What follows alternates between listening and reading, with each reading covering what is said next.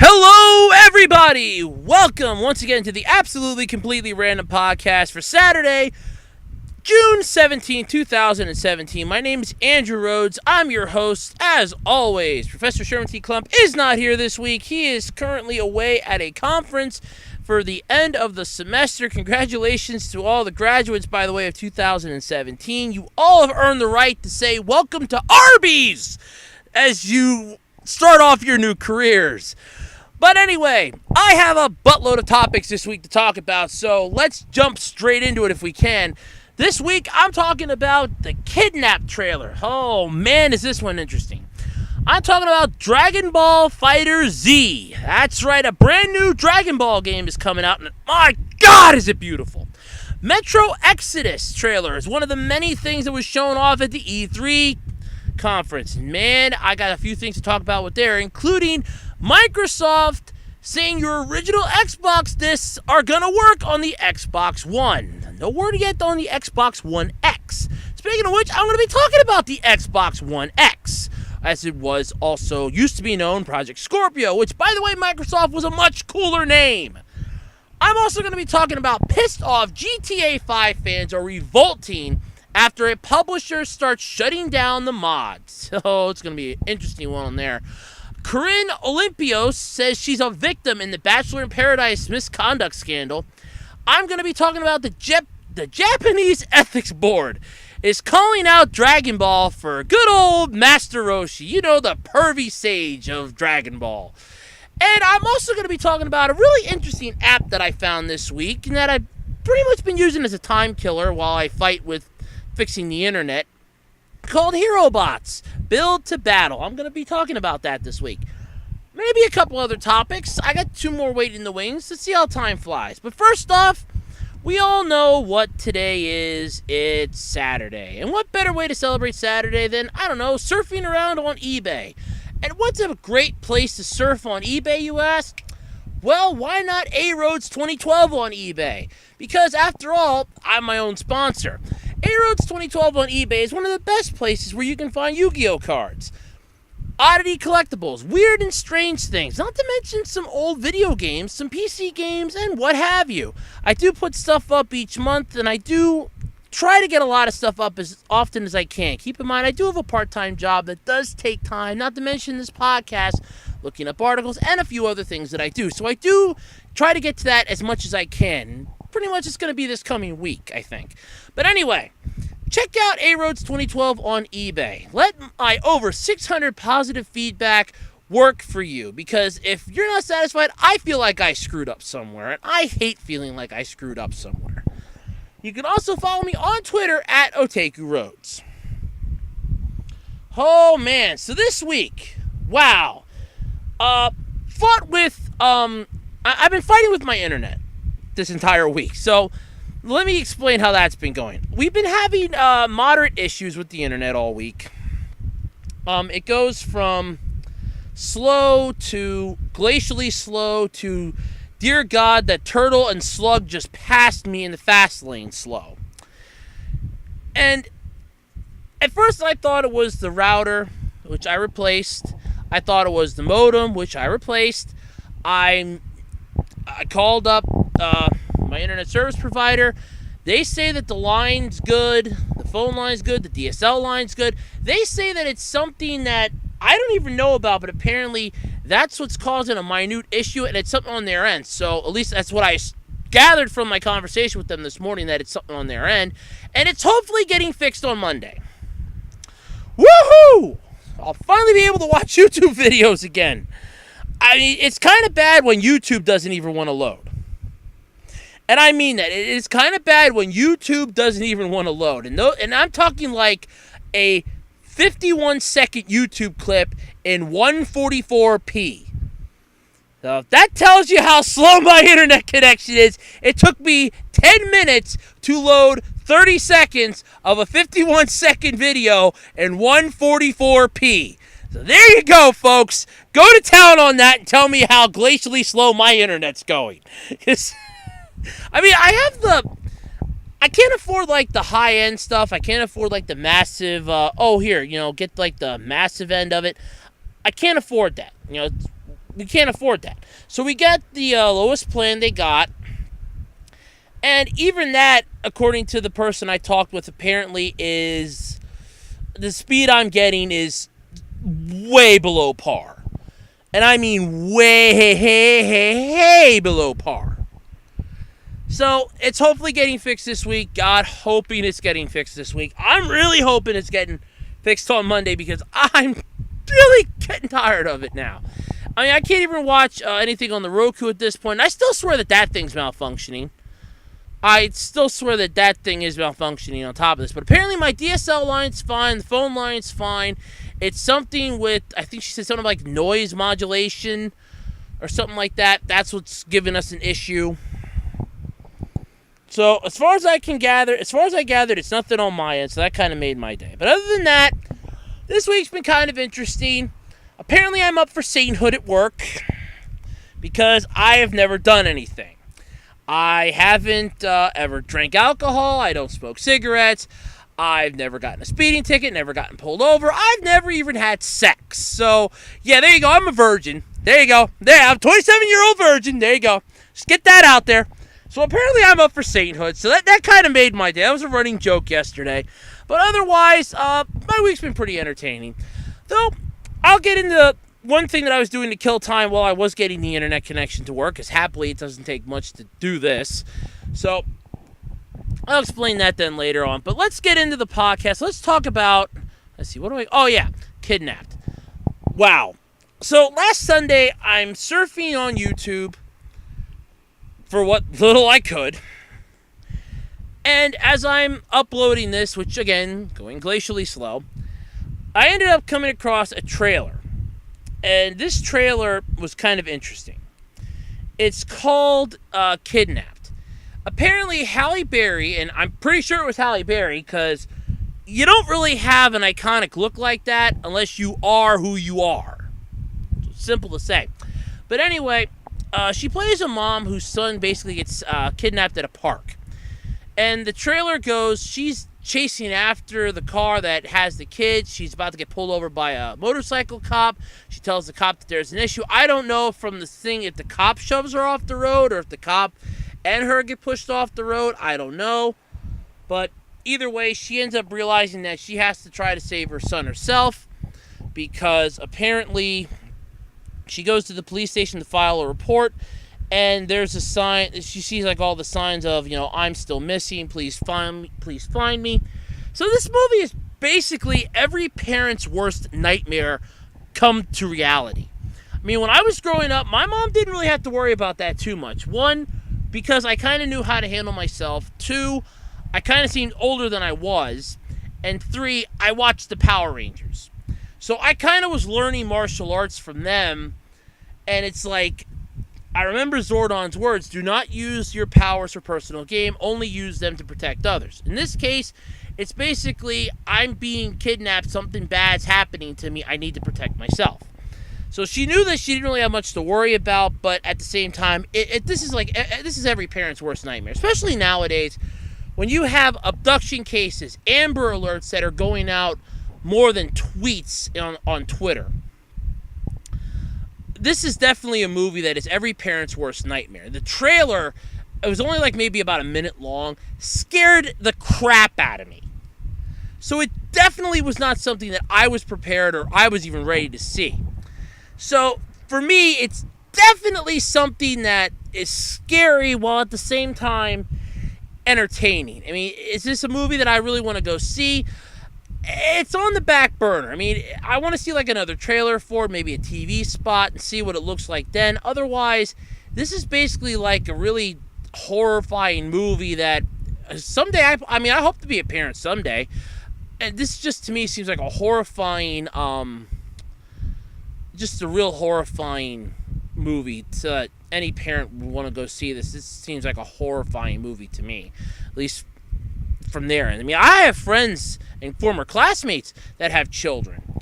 Back to be my best friend, his wife just recently had their first child, and the first thing that's running through my mind when I'm seeing this trailer is, so if I would be a parent, this is scaring the shit out of me because it's like my kid just got kidnapped in front of my eyes.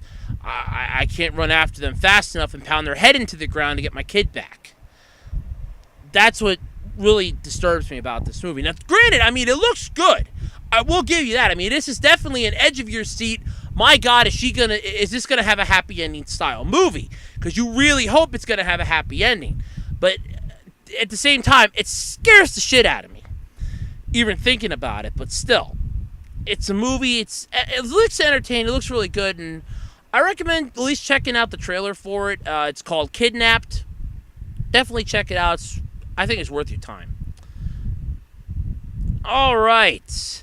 So it's time to rock the dragon. That's right. Dragon Ball Z fighting game is in the works from Guilty Gear Team. Now, I talked about this last week, but now some more information has come out courtesy of the E3 press conferences. That's right.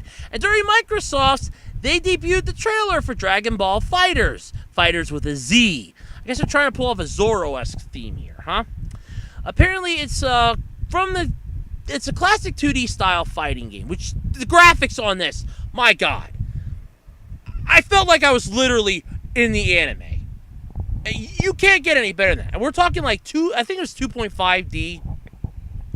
Because they're saying 2D, it's 2.5D. And it's, my God, it's just beautiful.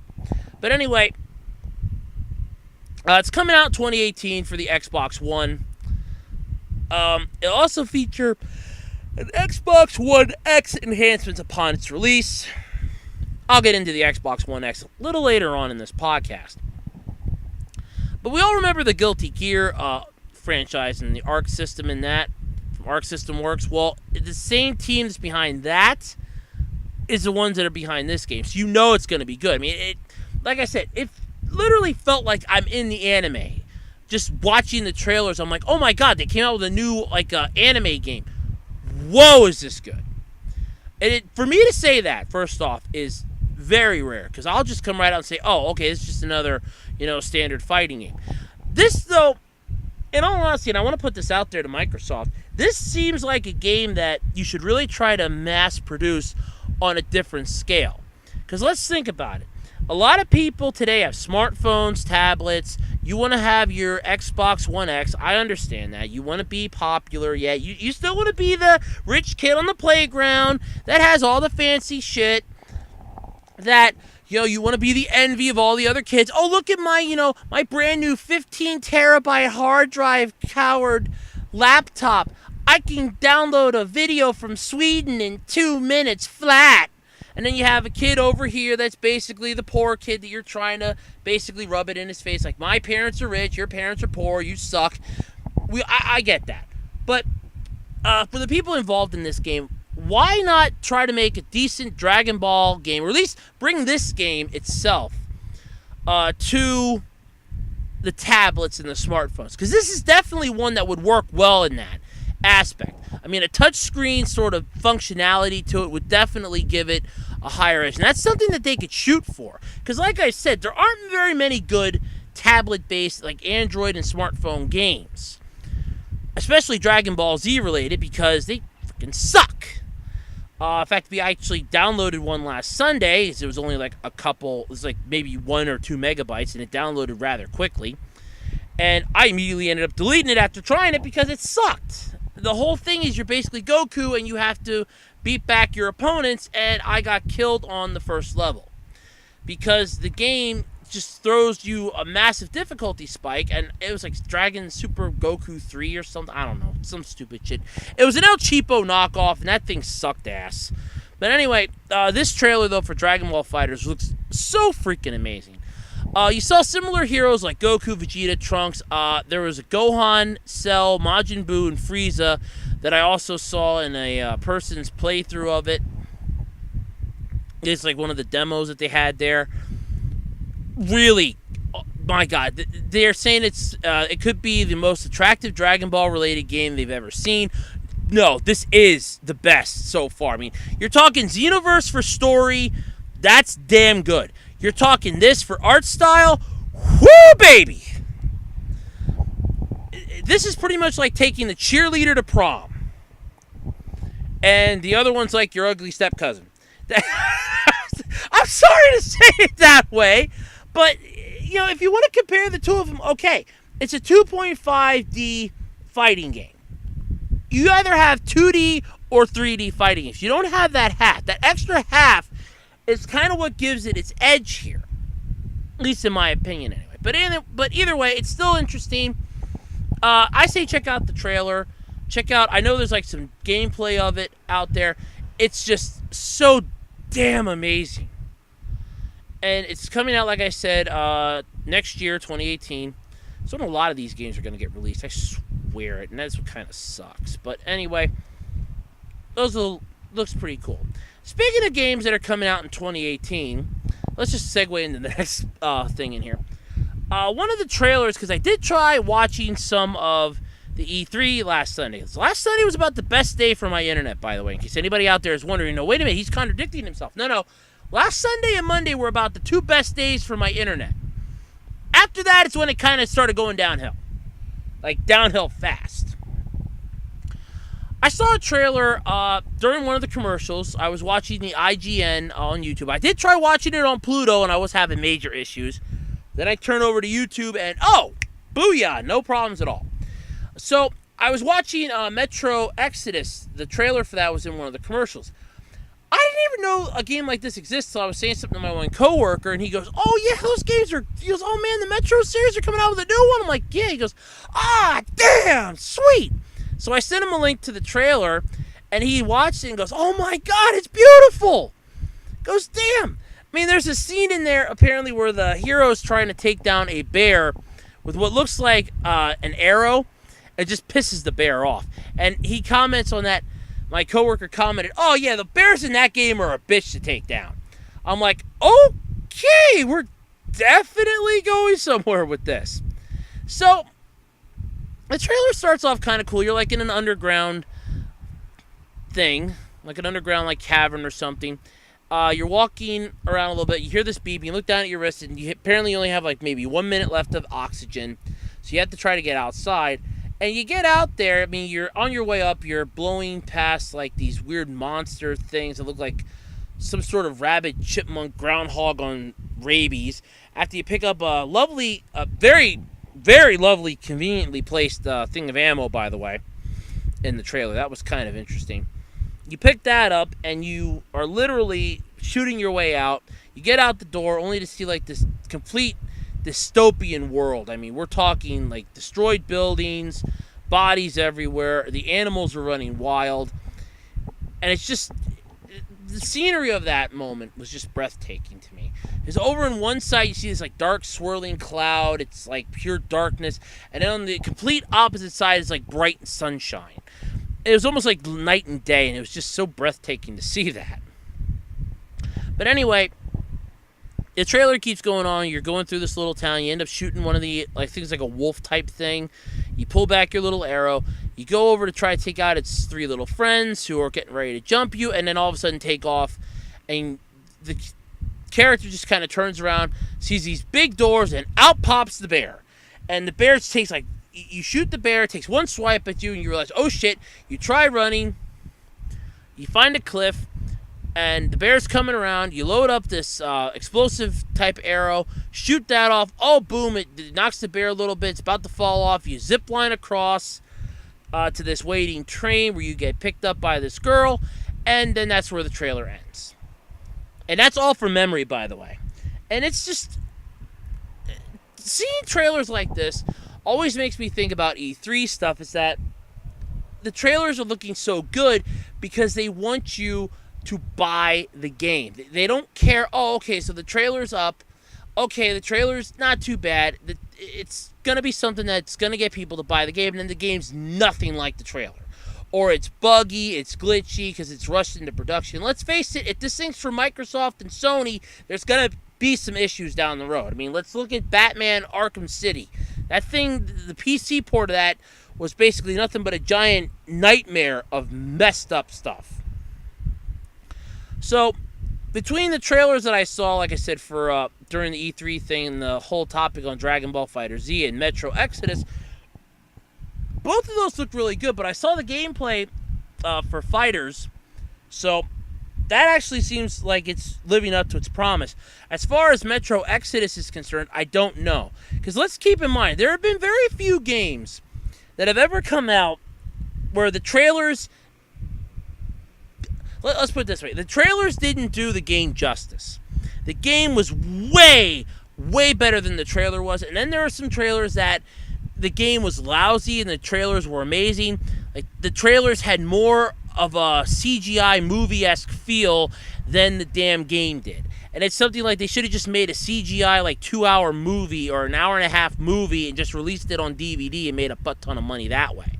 Which, by the way, there's an idea for, like, any pissed-off gamers out there or developers, things like that. Do you want to make a little extra cash on the side? Think about this. Maybe come up with, like, CGI movies based on some of your characters.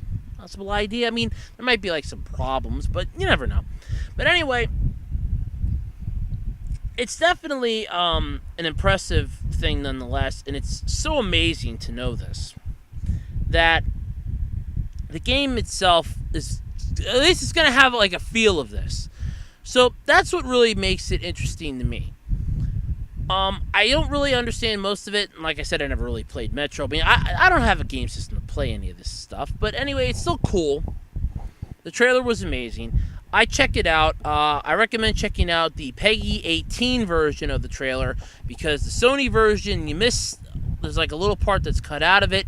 And the Xbox press conference version of the trailer, you are missing a couple things. I mean, you get the whole thing, but then you also get all the extra add-ins and stuff too. But either way, check it out on YouTube. It's called Metro Exodus. God damn, is it amazing.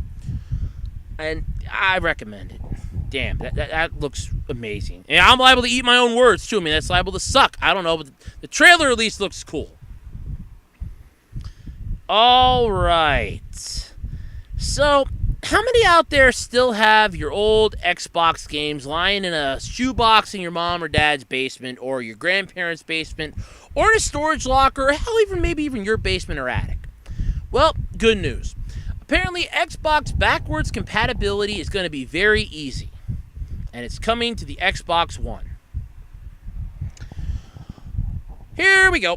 So, Microsoft announced the original Xbox games will soon work on the Xbox One family of consoles. First off, I'd like to stress this. Family of consoles. You have the Xbox One, and you're coming down the pipeline with the Xbox One X.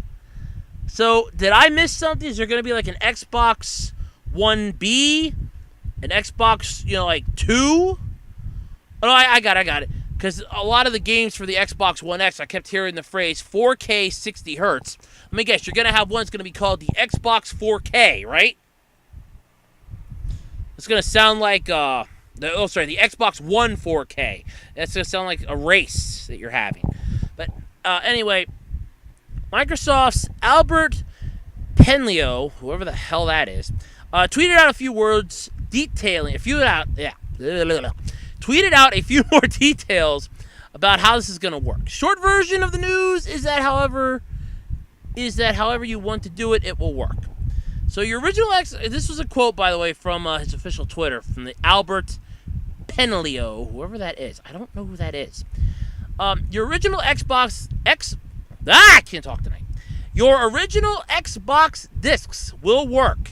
Digital licenses will carry over, and you can system link play across all 3 generations. So you got the Xbox, the Xbox One, the Xbox 360, and the Xbox One. So how does that constitute an Xbox One family of consoles if you had the original Xbox, the 360, and the Xbox One? 3 different things. You're saying Xbox One family. Okay. Instead, just in the Xbox family of consoles. That would have made more sense. However, not every game is going to work. Of course not. You're going to have probably the old chintzy, crappy titles will be the ones that will work. The ones that they can pay like $5 a license for. Not the ones that they got to piss out like a couple $100 a license. No. Are you insane? No, they're not gonna piss out $100 just so that you can play. Oh God, what was a really popular game back in the good old days for the Xbox? Oh shit, I never had an Xbox, so I wouldn't really know. Steel Battalions. I'll go with that. No, I mean it was somewhat popular. I don't know. Pick a popular game back in the Xbox's heyday, the original Xbox's heyday. they're not going to pay like $100 a license for that, 100 plus. They're going to find those El Chintzy games that are El Cheapo, that I swear, like Microsoft, Microplay, or any second-rate game stores, your local like Goodwill or thrift stores, even maybe some like GameStops that might still be selling some of those in the hey, please help us get rid of this shit bin if they didn't already get rid of all that. Basically, those games like the El Cheapo $5 license games. Oh well, we want to get like 70 of these. Hell, we only got to pay about $100 for all 70 of these games? Well, damn, son, let's do that. That's what they're probably going to do. Not every game, though, like they said, will work. Microsoft has to add specific support for each game, and the list of titles will be limited at first. But getting access to the supported games sounds pretty easy. Those Xbox discs you can play them. Those games you purchased via the Xbox Live back in the day, yeah, we all remember. Anybody that had an Xbox Live account, yeah, you probably remember that. They will work. You will be able to link 3 generations of Xbox systems, and that's pretty wild. No, that's what Microsoft should have done from the goddamn start. When they created the Xbox One, they created this massive, we are now holding the pedestal of creation upon you, miserable gamers, is basically what they said. This is what we made. You are going to love our system. Sony did the same thing. I mean, I'm not sounding like a hypocrite here, but Sony and Microsoft basically said, this is our greatest concept, this is our greatest thing. Yet with Sony, they stopped backwards compatibility with the goddamn PS3, and Microsoft goes, Xbox One games only. Now all of a sudden it's, people are buying original Xboxes to mod the hell out of them. Because they can play like their Xbox One games if they put a mod chip in there. Oh, we can play our Xbox One's games now on our old Xbox system. Oh, well, what the hell? I'll do that.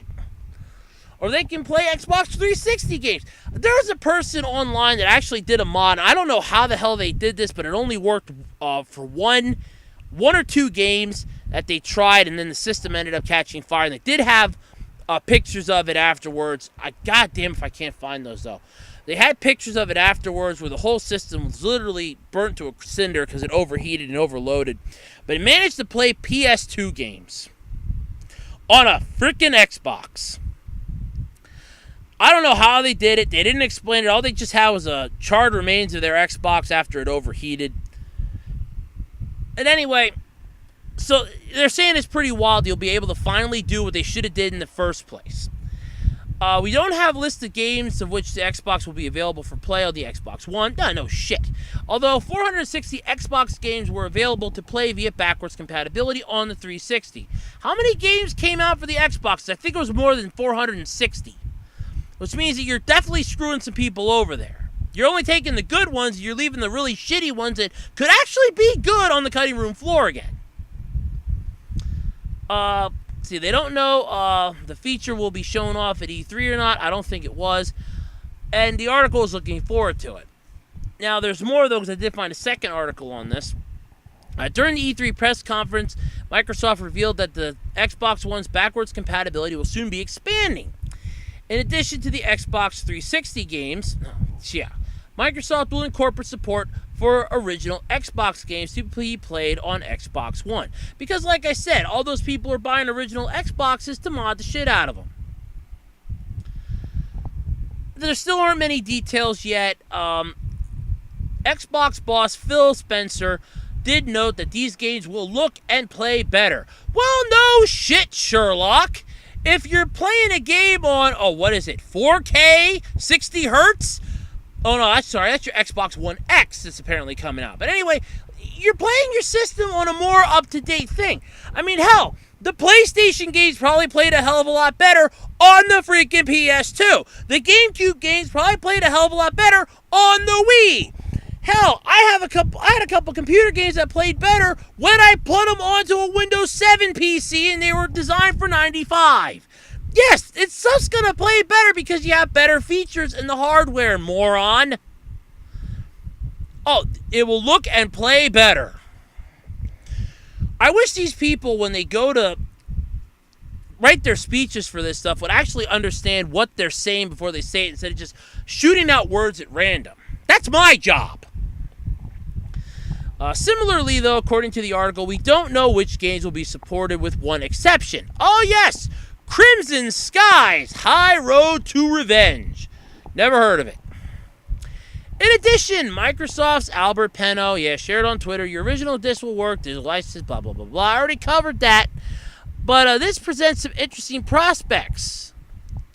Yeah. Who cares?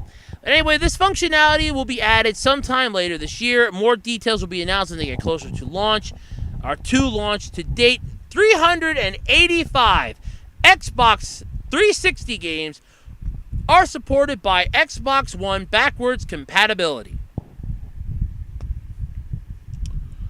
And I, as a consumer that might possibly want to buy one of these things when hell freezes over, could care why. Just want to throw that out there. I mean, I give up with Xbox. I give up. Alright, speaking of Xbox, let's talk about the Xbox One X, or as it was formerly known, Project Scorpio. Much cooler name, by the way. Here are 6 things we learned about it. The console's official name. Yep, previously codenamed Project Scorpio, the Xbox One X is going to be the Xbox One X. What's slightly interesting about this name is that its acronym spells out Xbox.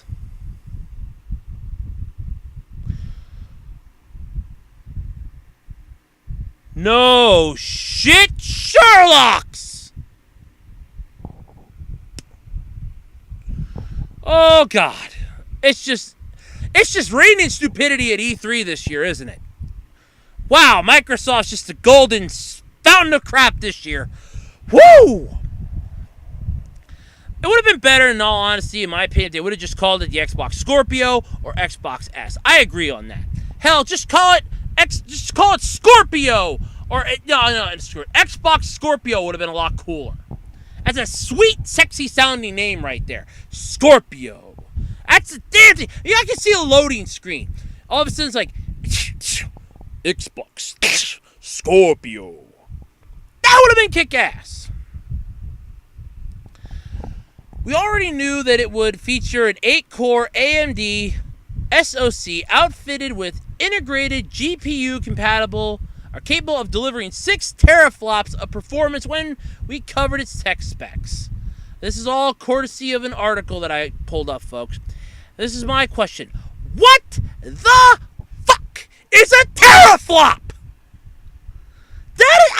I know a bit about computers. I know some coding lingo. What the hell and goddamn fuck is a teraflop? Let alone 6 of them. Is Microsoft just creating new words to just add to Webster's dictionary? Have we finally reached the point in our sanity where we have to let Microsoft create new words just to cover their asses?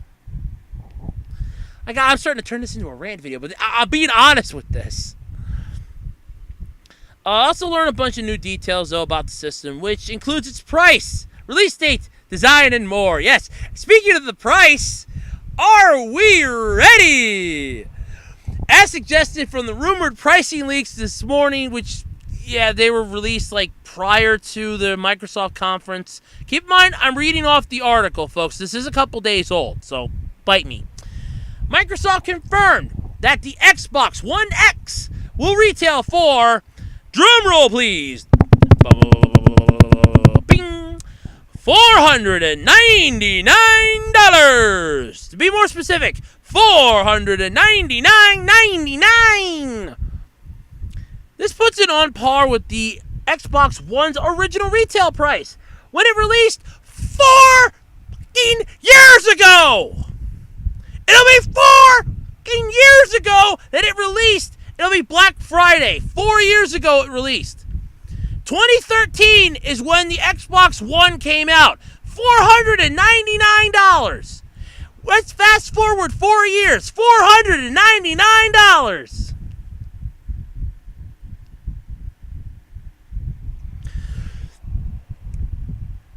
It's making it cost roughly $100 more than the PS4 Pro's suggested retail price. And it's worth mentioning that the Xbox One X will be notably more powerful than Sony's high-end console. Well, I'm glad you pointed that out. You know, I would really hate to piss out $500 plus tax, mind you, on something that's going to have less processing power than a 2 gigabyte hard drive. What moron is going to spend $500 on, never mind, 4K 60 hertz? That was their answer for everything at this E3 when I was watching some of the trailers. All the people were like, 4K 60 hertz, 4K 60 hertz. There was a trailer for Super Lucky's Tale. All the damn guy kept saying was 4K 60 hertz. They don't even know what the hell they're talking about anymore. While $499 may be prohibitively expensive for some, that basically caused my wallet to have a heart attack. I now have to bury it now. Thank you. It is in line with some predictions. What moron is predicting a game console is going to cost $500? My God. Okay, this is 4 years. Okay, 4 years later. Let's do a little bit of Andrew math here, quick, folks. It's 4 years into the future, and it's the same price as its predecessor. Now let's go 10 years from now when they're coming out with their last and final console because Japan's taken over the world and decided to give them one last little joy run just to have some competition, and they're releasing the Xbox middle finger. That's what we're going to call it. The Xbox screw you. That's what the last console is going to be that they're going to come out with. And it's going to be an Xbox it's going to be a big X with a middle finger popping up on you. That's going to be the logo for it. They're going to retail that sumbitch for like $680 plus. At this rate, consoles are going to cost more than a goddamn car. When you're spending $500 on a video game console, you have to stop and think for a moment, why am I doing this anymore? Why am I spending this much money on something that I'm only going to play maybe 1 or 2 times? Hell, you're playing something that a lot of people would be able to pay bills with. No wonder the next generation is poor. People keep bitching about millennials, which they bitch about them, but they don't understand them. Here's the thing. They're pissing out $500 on a game system. Okay, but I want to be a Twitch player. Cool. Go buy yourself a freaking GameCube on eBay for $30. Play some old school GameCube games, old school Wii games. Go buy a goddamn PS2 on eBay or original 360 on eBay and just freaking play those. Oh, God. Microsoft also offers the more affordable Xbox One S console geared for 1080p. So what are they coming out with? The 2 things here? So you got the Xbox One X and the Xbox One S. What the hell? It's geared for 1080p gaming. Okay, so the Xbox One X is for your futuristic holographic. You get to become part of the game. And if you can't afford that, here's the next higher tier. It's the cheaper system, recently got a $50 price cut, and it retails for, drum roll please, $250. Why do I get the feeling people are going to find a way to mod this 1S and just make it so it's basically a 1X?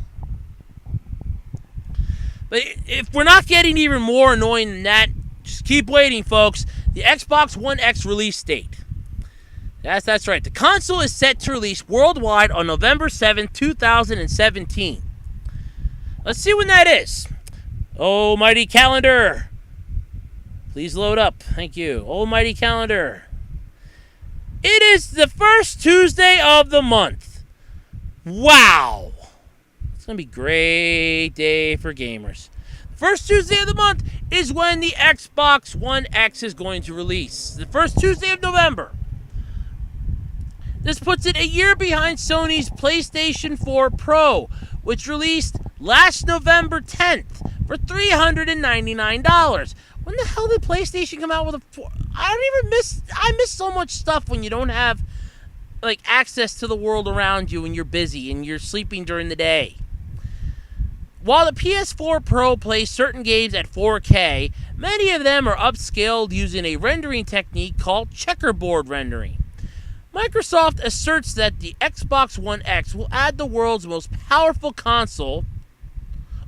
Will be the world's most powerful console and can run games natively at true 4K.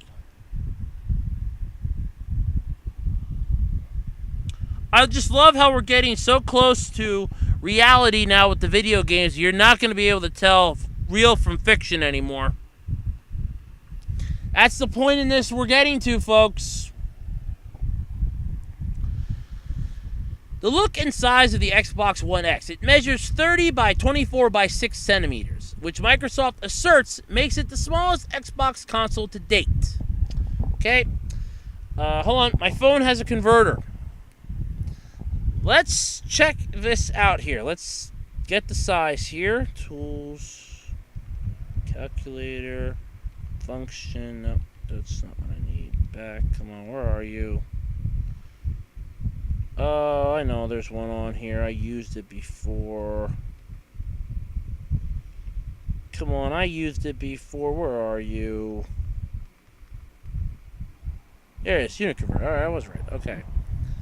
That would be length. Okay, so centimeters. Okay. So if it's 30 centimeters, that makes it 11.81 inches by 9.44 inches by 2 inches. What the fuck? Did Microsoft just invent a new tablet? 11 by 9 by 2? Hold on a second. Let me grab my ruler here for a moment. If I can reach the damn thing. Okay, here we go. Okay. 11 by 9 by 2.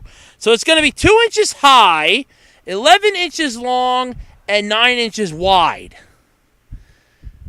Congratulations, Microsoft. You've effectively created the world's first overpriced tablet. They're selling it for $500. Congratulations, Microsoft! Woo! You've officially screwed up big time! But I like how they're going. But the original the original Xbox measures 34.3 by 26.3 by 8 centimeters. I'm getting a weird feeling that it's a little smaller than that. It's a little bigger than that. But if it's seriously, the Xbox One X is only going to measure 30 by 24 by 6 centimeters. That's damn small. So, but in terms of, okay, here we go. While maybe the smallest Xbox console to date, it's notably heavier than the original Xbox One at 8.4 pounds. For reference, the original Xbox One weighed 7.8 pounds. Wow, so it's what? 0.6 pounds heavier? In terms of aesthetics, though, it looks a lot like a black Xbox One S. Seriously, I gotta look this shit up. The fact that it is dramatically more powerful than the S, while being at roughly the same size, is a bit of a technical marvel. No. Having a computer that can literally fit in your pocket that used to take up an entire room.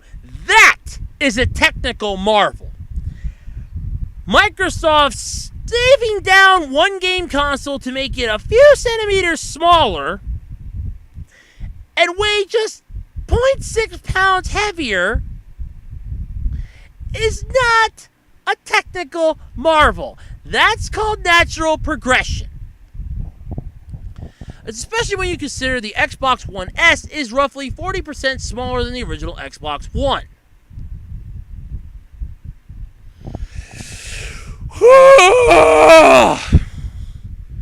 In addition to allowing you to play games at 4K, though, improvements to the existing Xbox One games at 1080p.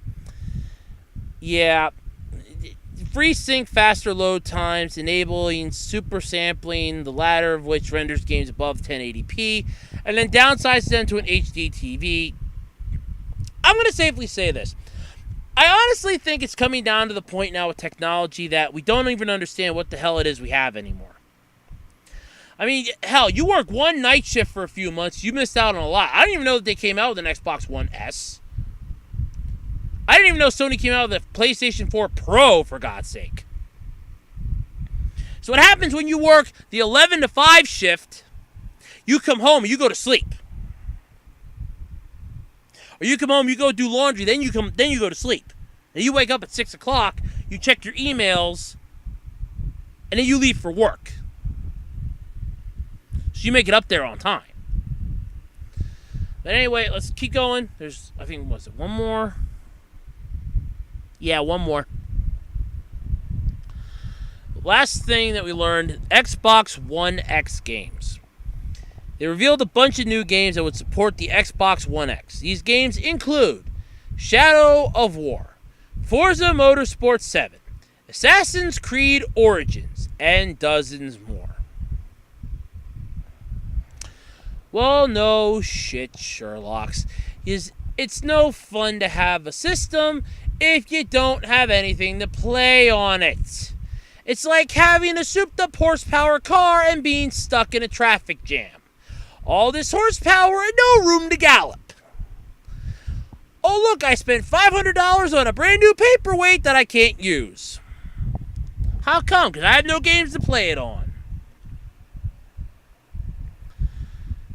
Microsoft, I just think you've officially screwed yourselves. So just please, for all of our sakes, just please don't do anything stupid, anything more stupid than you already have, okay? Or just quietly bow out and go into that good night. Alright, moving off the Xbox and Microsoft and all that other fun crap. The Japanese Ethics Board is calling out Dragon Ball for Master Roshi's behavior. Yes, that's right, the original pervy sage is in the news and not in a good way. While the Dragon Ball universe has been a favorite of several generations, mine included, many fans, generations of manga fans, not to mention anime fans, one of the most iconic characters of the show is under fire at the moment, and that would be Master Roshi, or Muten Roshi, for those of you that prefer the original Japanese.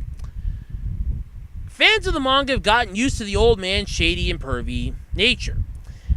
Let's face it, the man's a freaking pervert. He prefers upskirts, he's astonished by women, he wants to touch their underwear, and grope the hell out of them. It's a show that, at the time, let's face it, this was made back in the early to mid-'80s in Japan.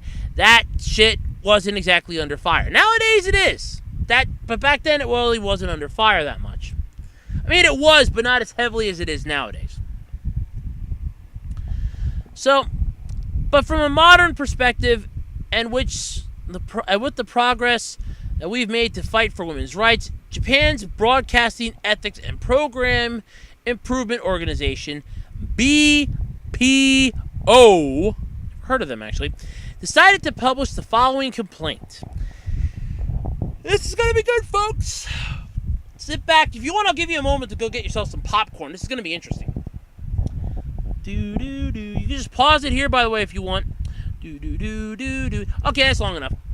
In an animation program, this is quoted, by the way, there are scenes of an older man touching young girls' bodies and peeping at their underwear against their will. These scenes are almost irrelevant to the story. I love watching this show with my child every weekend, but it's also inappropriate for children to see this in an anime. According to Comic Book, the BPO in Japan does not cite the titles of programs when there are complaints. But in this case, there's no doubt they're referring to Master Roshi in Dragon Ball Super. Especially since an episode of the show recently aired in which we see Roshi looking under the skirt of a young martial arts student named Yurin. And that's Yurin.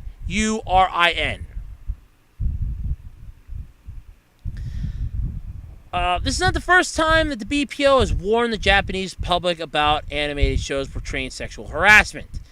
In the past, they've called out shows such as Case Closed. Oh, you bastards. Mr.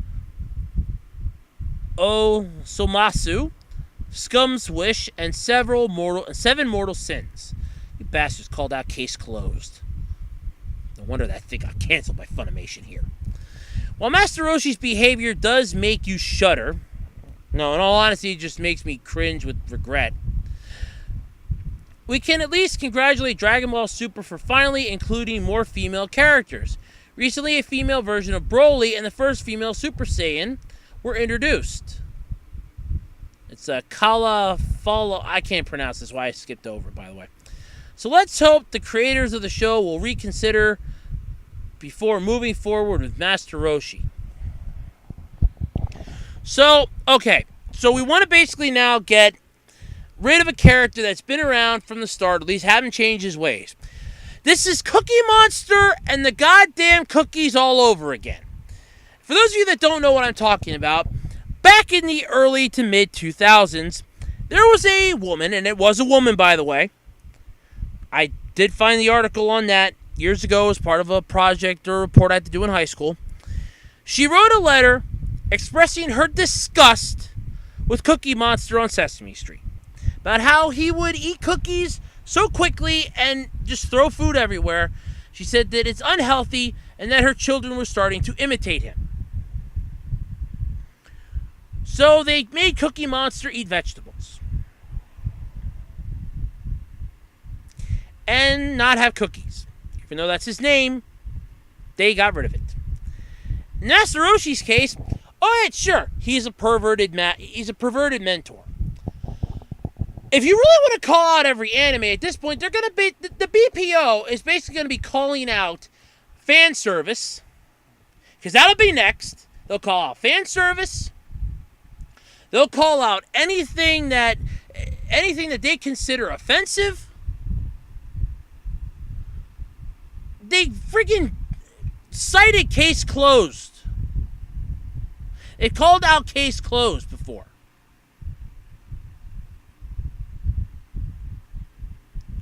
I can't wrap my head around this. You want to have anime series, but at the same time, apparently they don't want it to have everything else. So there's a fine line that I guess they have to cross. So what do they want? Hamtaro? I'm sorry. I don't think the anime world, the otakus of the world, or any fan of anime could handle series after series after series like Hamtaro. I couldn't handle that. I would give up watching anime at that point. That's when I would go, nope, it all sucks now. Goodbye. The prices of the good series on eBay will skyrocket. I'll sell off everything, all my anime, and I'll make a freaking buttload.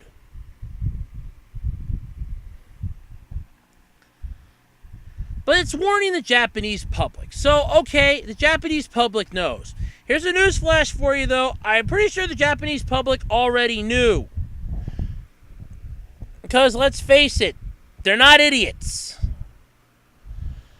And it shows many of the anime series have been cited and bitched at before for countless things. I mean, let's not forget Dragon Ball Z over here in the U.S. got bitched at because it was violent. There's an entire article about that. Mobile Suit Gundam got jumped on here after 9/11, and even before then, too. Sailor Moon for its scantily dressed characters. The whole point was that they were Sailor Scouts. Well, that's disturbing how they look. Yeah, have you seen the sailor uniforms in Japan that they're based off of?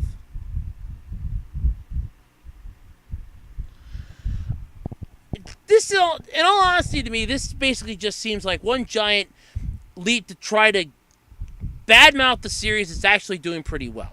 I mean, Dragon Ball Super is getting into the tournament arc that we've all been waiting for.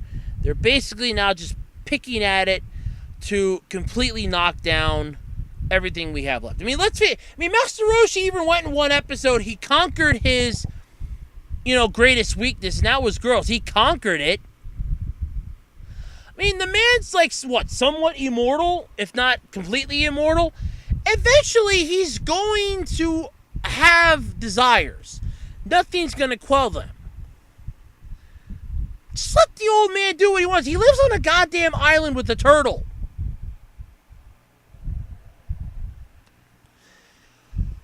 I just can't keep wrapping my head around a lot of this stuff that's happening with anime and everything else. But anyway, yeah, that's what's going down. Poor Master Roshi. Alright. By now, everybody's heard of the Bachelor in Paradise scandal. So here we go. Corinne Olympios says she's a victim in the Bachelor in Paradise misconduct scandal. Basically, this is what happened. Bachelor contestant said she spent the past week trying to make sense of what happened on June 4th. Producer filed a complaint with Warner Brothers that led the studio to halt filming on the summer series, which was due to return for a fourth season in early August, by the way. The studio promised an investigation and appropriate responses taken. Here's what basically happened. Apparently, she and The Bachelor kind of got it on. But not in the way like you'd have to hide your children and bust out the lube. We're talking softcore porno. High school, basically. They were flirting with one another. Apparently got a little too hot and bothered, and it disturbed the producer. Filming was immediately halted. They recorded the whole thing, apparently. They both got a little too tipsy. And everything else.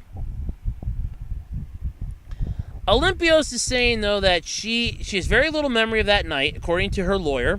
Through her spokesman, I should say, Stan Rosenfield.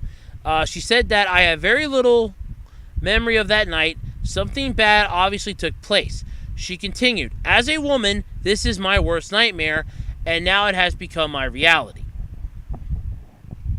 Though she provided a few details, Olympios confirmed through reports that she was at the center of the incident.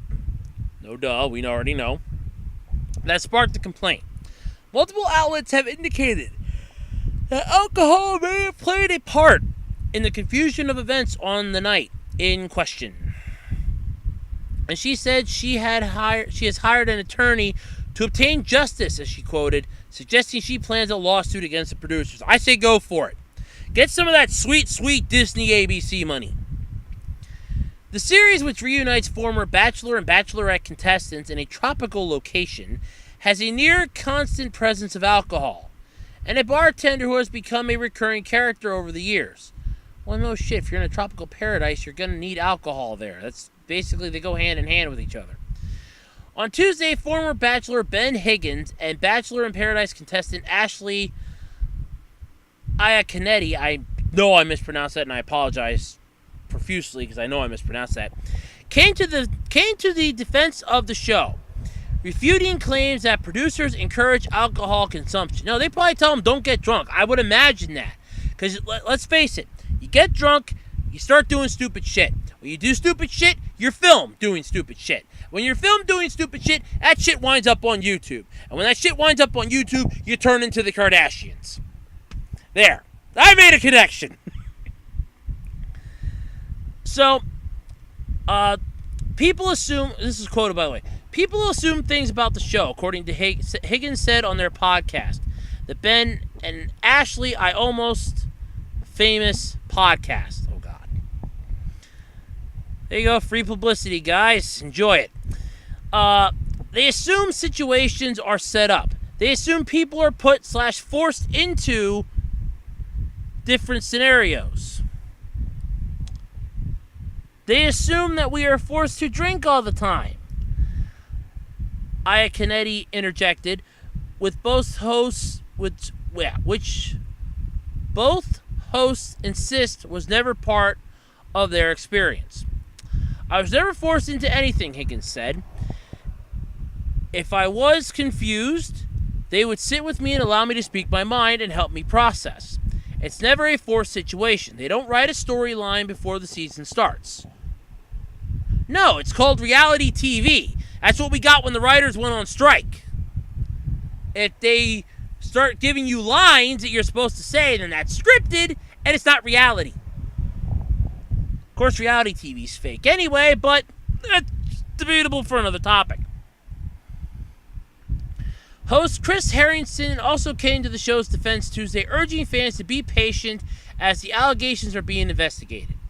Harrison said he felt the need to speak out, and quote, with all the rumors and compelling details in the various press accounts of the incident, and there's a lot of misinformation out there too. He said, and I quote, we urge everyone to be patient until the investigation is complete. This was Olympios' full statement. I do apologize if I'm mispronouncing her name as well. She said, and I quote in her statement, I am a victim and have spent the last week trying to make sense of what happened on June 4th. Although I have little memory of that night, something bad obviously took place, which I understand is why production on the show has now been suspended. And the producer on the show has filed a complaint against the production. As a woman, this is my worst nightmare, and it has now become my reality. As I pursue the details and facts surrounding that night and the immediate days after, I have retained a group of professionals to ensure that what happened on June 4th comes to light and I can continue my life, including hiring an attorney to obtain justice and seeking therapy to begin dealing with the physical and emotional trauma stemming from that evening. So in other words, this is getting blown out of proportion. I mean, let's face it. If it was basically softcore porno as the one thing on Twitter claimed it was, that's basically flirting. Hell, high school is a 4-year softcore porno. There you go. What do? Nothing. It's basically flirting. At least it was when I went to high school. And I graduated 10 years ago. So unless it changed in 10 years, I don't know. So there you go, folks. That's the whole Bachelor in Paradise shit. All right, so let's get on to the last and final, well, almost final topic of the night. I got one left to go after that. I just thought of it. All right. Pissed GTA 5 fans are revolting after the publisher started shutting down the mods. Publisher Take-Two Interactive is getting some severe blowback and backlash after news got out about their legal team's recent wave of cease and desist letters against the makers of GTA 5's most popular modding tools. The most prominent target of the action is Open4, a multi-purpose editor that allows for the creation and alteration of assets and scripts within Rockstar's Rage engine, which powers Grand Theft Auto 4, GTA 5, and Max Payne 3. Allowing for new game modes, characters, vehicles, and almost anything else users can think of. Excuse me 1 second. Sorry, I had to sneeze there. The project began in 2008 and is essentially the backbone for lots of innovations in the modding scene. I mean, let's face it. When people start modding a game, that means that it's popular. If they don't mod your game, that means it sucks. And for them to mod GTA 5, that means, hey, we got a popular game, but we just didn't give them what they wanted.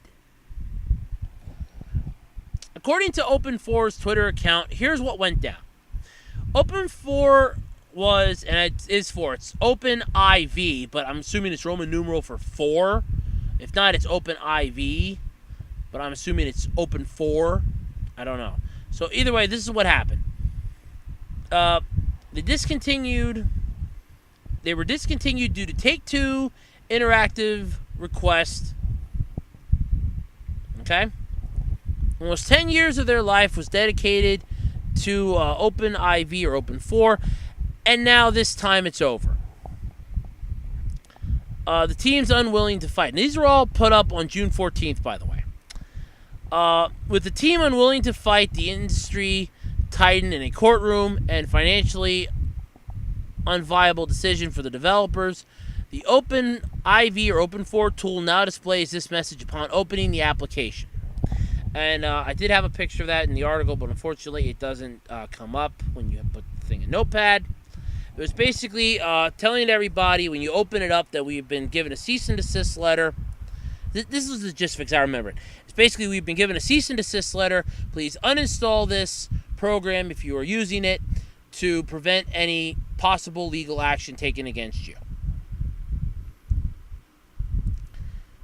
What's most disheartening is that the Grand Theft Auto modding community has been one of the most vibrant aspects of the game's franchise storied history since 2001, when amateur artists and coders transformed GTA 3 into an even more chaotic playground on PC with developer Rockstar North's full blessing.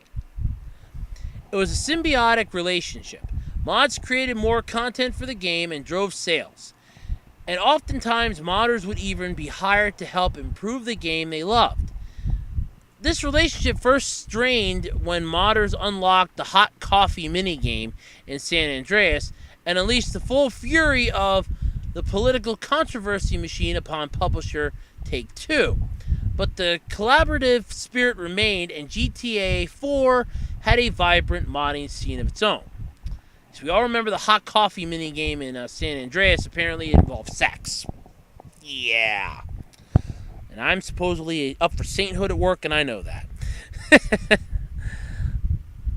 that created the massive controversy, that created the massive backlash that caught upon the end of that.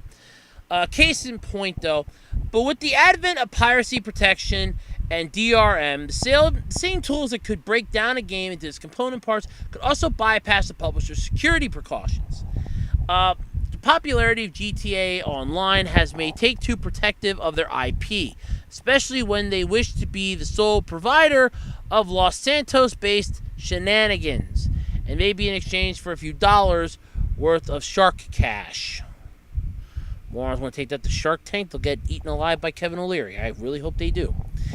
In the aftermath, many fans have taken to Steam to voice their disapproval. One I liked and I saw, it was part of the article, said, and I quote, "You ban our mods, we ban your income," urging players to not buy the game and to get rid of any copy that they have, to completely boycott buying any more of Take-Two's products, anything they come out with, just to give them hell on this one. Whether or not you're right or wrong in this, it's something interesting. But there's plenty more there's plenty more of that where that came from. Emoticons are running hot right now, and Take-Two Interactive may back down in light of fan response. Yeah, I doubt it highly. But CEO Strauss Zelnick's recent comments about his reluctance to give stuff away for free, it might mean we're in store for a bit of an intense stare down between business interests and fan demands. It's going to be a pissing contest, folks. Let's see who blinks first. But whether or not you think it's wrong or right, I mean, let's face it. If you mod something, you are going to drive sales. I mean, look at Dragon Ball Xenoverse and Xenoverse 2. Once they started figuring out, we can mod the crap out of this, and the YouTube Let's Players started putting the mods up on YouTube, then everybody wanted in on it. Games started selling like crazy then. Every time you can mod something and make it the way you want to play it, you're going to go out and buy a copy of it. That's more money that the developer and publisher are getting, even though you're now technically toying with their product, but you're making it the way you want. You're customizing it for you. You're doing what they could not give you. Oh, the story sucks. Oh, well, I'm just going to make it a little better. Okay, perfect. Now I got to take down a chain-wielding Santa Claus ninja with a coffee stirrer. I mean, that's basically, it's stuff like that that makes the games more fun and entertaining. And I can see their concept, but the problem that the CEO makes a comment about his reluctance to give stuff away for free pretty much means that I'm in this for money. I'm in this to make money. I'm not in this because I want you to just take my stuff for free. No. I'm in this to make money, so you can bite me. I'm making money on this. And that's what it seems like to me, and that's what's sad about it. But anyway, that's that. So for the time being, if you do have the OpenIV or Open4 program, and you do use it, I do recommend uninstalling it. I mean, think of it this way. Would you rather have it, roll the dice of possibly getting a cease and desist letter, which is a C&D, them having your IP address, which you figure if they're putting a cease and desist order, this is a program you can get online. They probably got your IP address and probably can track you down. In all honesty, I would just uninstall the damn thing until this blows over, then just reinstall it again. Or at least stop using it all together. But they're going to send out cease and desist letters against it. You know that they're going to end up filing charges to find every single person that owns it by getting the IP addresses of those people. And then they're just going to completely jerry-rig the whole thing. And it's just going to be one gigantic nightmare after another. I mean, all over a game that, okay, let's face it, it's fun, but you don't have much of a choice anymore. I mean, you want to make it better, you have to do it yourself at this point. But if you can't do that, then what's the point of even playing the game anymore? Alright, speaking of games, let's talk about my final topic of the night here, because I'm over the hour mark, by the way. Herobots Build to Battle.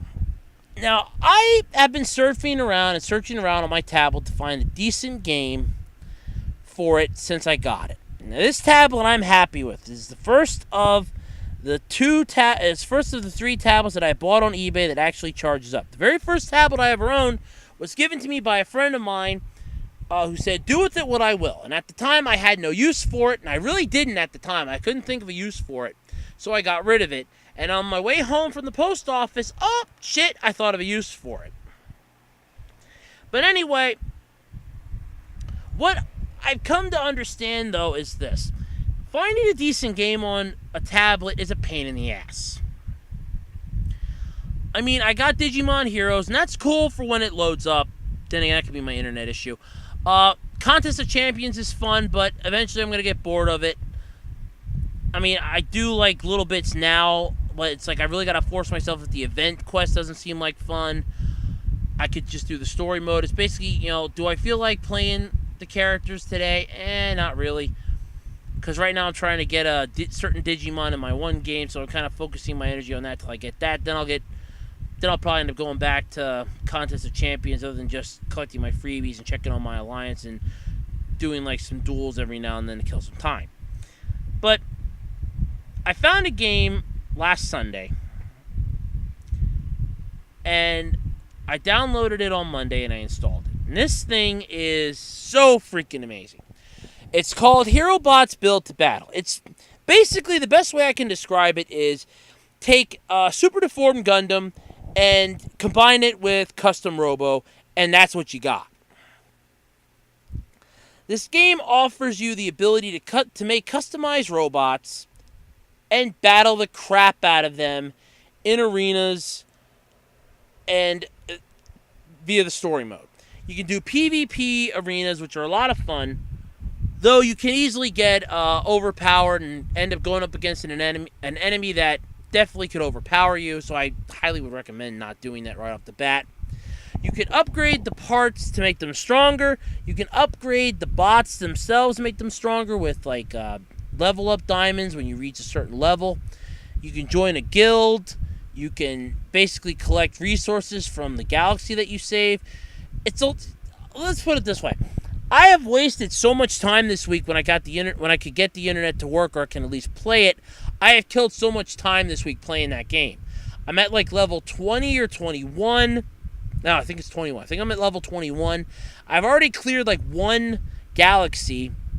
I didn't get all 3 stars because it goes easy, normal, hard for each of the star levels. But my God, it's just so much fun. I mean, I have wasted so much time on that this week alone. I mean, I got my little ninja bot. I got my, I got 2 shooters and a ninja. The ninja, which I got, rank up, level up the parts a little more. And that's the only drawback. I mean, this is a freemium game, so it's free to play. There are in-app purchases, but here's the thing. You really don't need to buy anything in the game.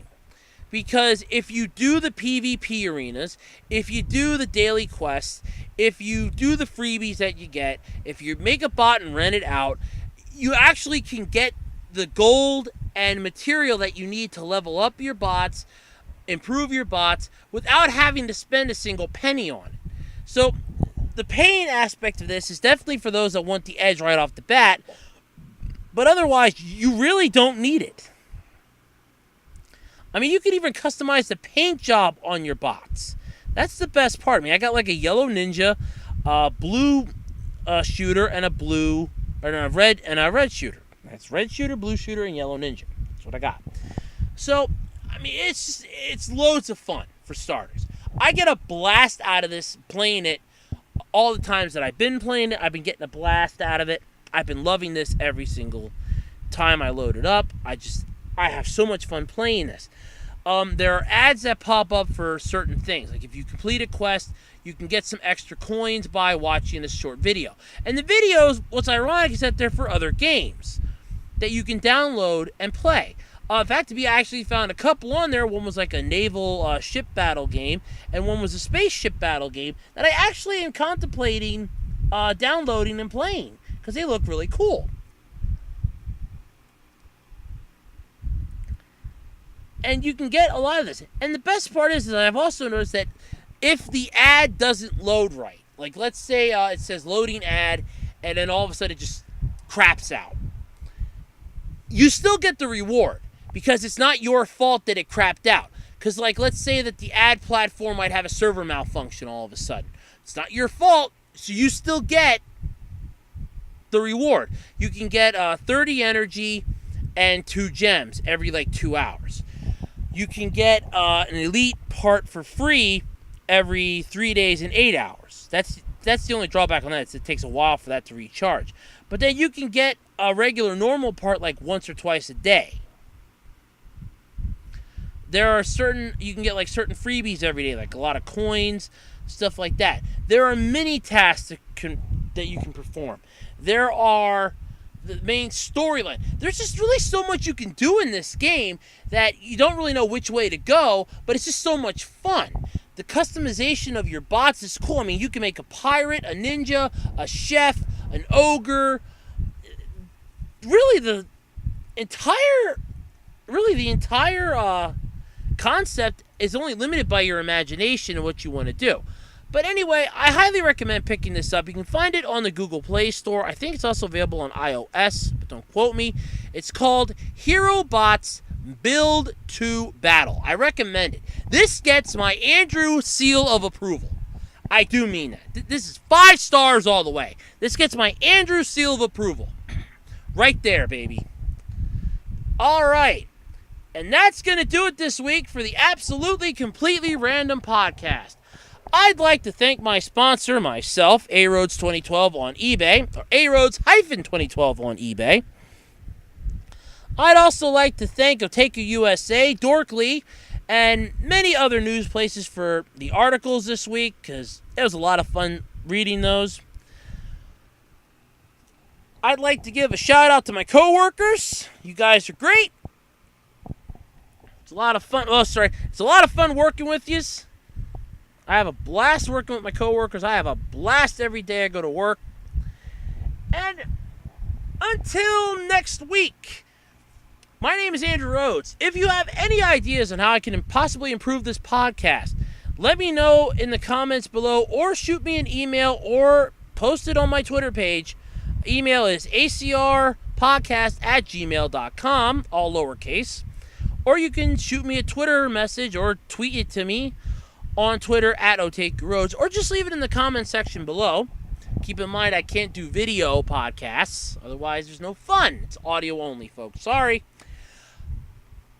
If you would like to sponsor this podcast, if you want to take a chance on me, I don't know, maybe you feel lucky, shoot me an email at acrpodcast@gmail.com. If you have any suggestions for topics, or you have something you'd like me to say, shoot me a message, shoot me an email at acrpodcast@gmail.com. I do check that twice a week, by the way. because of Google's new login system, I check it at least twice a week. Or you can send it to me via Twitter at OtakuRhodes. I'm on there pretty much every day, or if not every day, every other day. So you can check that out. You send it to me then. And until next time, I am planning something big for the 1-year anniversary coming up in September. I'm looking forward to a nice, peaceful, relaxing weekend. By the way, happy Father's Day to all the dads out there and all the guardians out there. Don't forget to give your dad or guardian love and respect on Father's Day. Just don't give him a tie. That's a horrible thing. I got my grandfather a saw once because I don't really have a dad, so I got my grandfather a saw once for Father's Day, and it was the wrong saw, yet he uses it all the time. Whenever he has to cut something, he uses it. So it just gets me right here in my heart. But anyway, folks, my name's Andrew Rhodes. This has been the Absolutely Completely Random Podcast, and I will catch you all next week. Bye, everybody!